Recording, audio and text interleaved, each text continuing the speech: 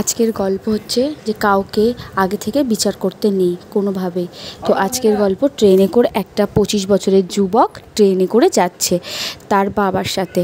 তো তার বাবাকে বলছে, বাবা বাবা আমি জানলার ধারে বসবো বলে তাকে জানলার ধারে তার বাবা বসিয়ে দিয়েছে।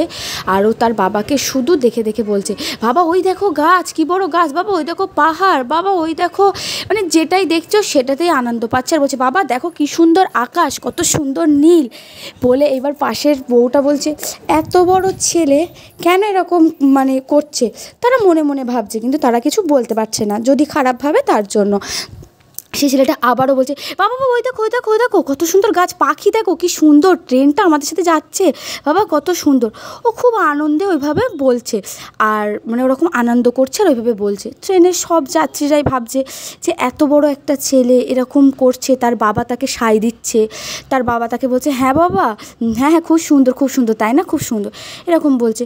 তার মধ্যে হঠাৎ করে একটা বউ বলেই বসলো, আচ্ছা ওকে একটা ব্রেনের ডাক্তার কেন দেখাচ্ছেন না, ওকে কেন একটা ভালো ডক্টর দেখাচ্ছেন না, ওকে ডাক্তার দেখালে তো ঠিক হয়ে যেত, এখন তো বৈজ্ঞানিক যুগে সব কিছুই হয়, আপনি ওকে কেন ডাক্তার দেখাচ্ছেন না। তা তখন তার বাবা বলছে যে আমি ওকে কেন ডাক্তার দেখাবো, আমি কি হয়েছে ওর যে তার জন্য ডাক্তার দেখাবো, না ও দেখুন কেমন অ্যাবনর্মাল ভাব করছে, ও কিছু বোঝে না, ও এত বড় একটা ছেলে, ও আকাশ পাখি এসবগুলো দেখে কেমন করছে। তখন তার বাবা বলল যে ও জন্ম থেকেই অন্ধ, তো কালকে ওর চোখ অপারেশন হয়েছে, আজকে ডক্টর ওকে ছেড়ে দিয়েছে, ছুটি দিয়েছে, তার জন্যই ও নতুন সব দেখছে, ও নতুন চোখ দিয়ে ও সব দেখছে, সেই জন্য আজকে এতটাই খুশি। আর ওকে সব কিছু চেনাচ্ছি, কারণ ও তো এই 25 বছর ধরে কিছুই দেখেনি, তার জন্য ওকে সেগুলো অনুভব করাচ্ছি, সে অনুভব করছে বলে এরকম করছে।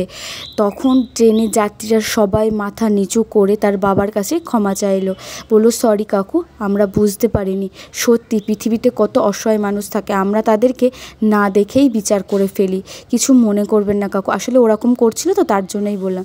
তখন তার বাবা বলল, না না ঠিক আছে, ও 25 বছরে যেটা দেখেনি সেটা আজকে প্রথম দেখছে, তার জন্য ওকে আমি আনন্দ দিচ্ছি।